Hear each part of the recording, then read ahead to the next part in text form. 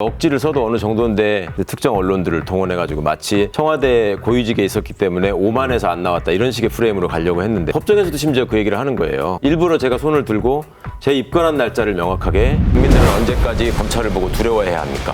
이것이 바로 정치검찰의 민낯이고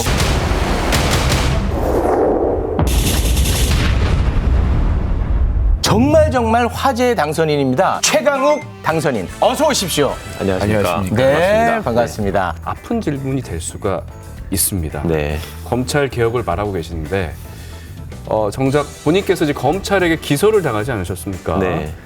저희가 좀 관련된 영상을 먼저 준비를 했거든요. 함께 보시죠. 오늘 양산했던 그 행태가 여전히 반복되고 있는 것 같습니다. 윤석열 총장의 지시에 따른 정치검찰의 불법적이고 정치적인 기소로 저는 오늘 법정으로 갑니다. 정작 법정에 서야 할 사람들은 한 줌도 안 되는 검찰 정치를 행하고 있는 검사들입니다. 네, 조국 전 장관 아들의 인턴 증명서를 행위가 없었는데 발급해줬다 이거 아니겠습니까? 근데 그 당선인 신분으로 이제 그 법정에선 첫 번째 경우인데 기분이 썩 유쾌하지는 않으실 것 같다는 생각이 드네요.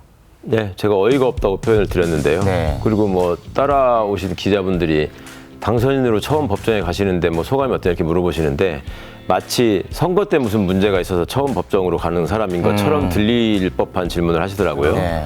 그거는 전혀 좀 사실과는 다른 얘기고 자칫하면은 오해가 생길 수 있는 의도적인 질문이라고 저는 들렸어요. 네. 뭐 그런 거는 좀 애초부터 몇 달 전부터 지금 제 재판 날짜는 정해져 있었고 네. 선거 날짜도 정해져 있었고 네. 예, 근데 하여튼 그 기소의 내용과 재판의 상황과 이런 것들이 또 그 당일날 또 법정에 들어가서 검찰이 보이는 모습이나 이런 걸 보니까 형사소송법의 원칙을 정면으로 어기는 질문을 또 하길래 진짜 기가 막혔습니다.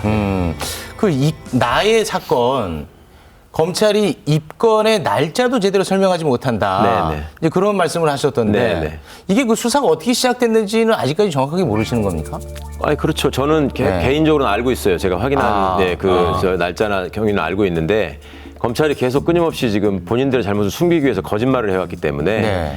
그러니까 이제 억지를 써도 어느 정도인데 저는 분명히 신분이 피의자가 아니었는데 거기에 해당하는 출석 요구서를 보내놓고 왜 안 나오느냐 이런 언론 플레이를 했단 말입니다. 근데 특정 언론들을 동원해가지고 마치 청와대 고위직에 있었기 때문에 오만해서 안 나왔다 이런 식의 프레임으로 가려고 했는데 그러니까 법 지식이 모르는 일반 시민들 입장에서는 그런 부분이 좀 많이 헷갈리거든요. 그렇죠. 그걸 속이는 거죠. 그러니까 참고인이냐 피의자냐. 참고인은 출석할 의무가 없고 피의자는 출석을 하지 않으면 체포영장도 발부해서 강제로 데려갈 수 있죠.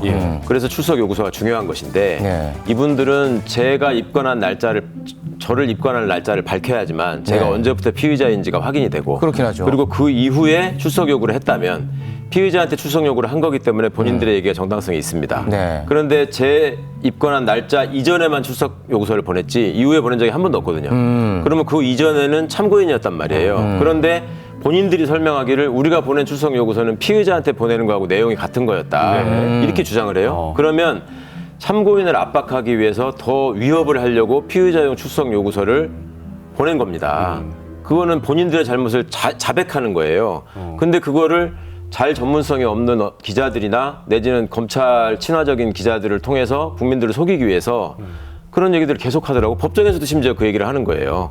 그래서 제가 재판장께 일부러 제가 손을 들고 제 입건한 날짜를 명확하게 확인해 줬으면 좋겠다라고 얘기를 했고요. 그럼 검찰에 어떤 정치적 의도가 있다고 보시는 거예요? 정치적 의도뿐만 아니라 그 법 절차를 어긴 거거든요. 그 재판장께서 정리를 했는데 제가 그렇게 반문을 해서 확인을 해달라고 하니까 재판장이 그 공소권 남용 문제를 확인하기 위해서 그렇게 확인하시는 거죠. 이렇게 정리를 하더라고요.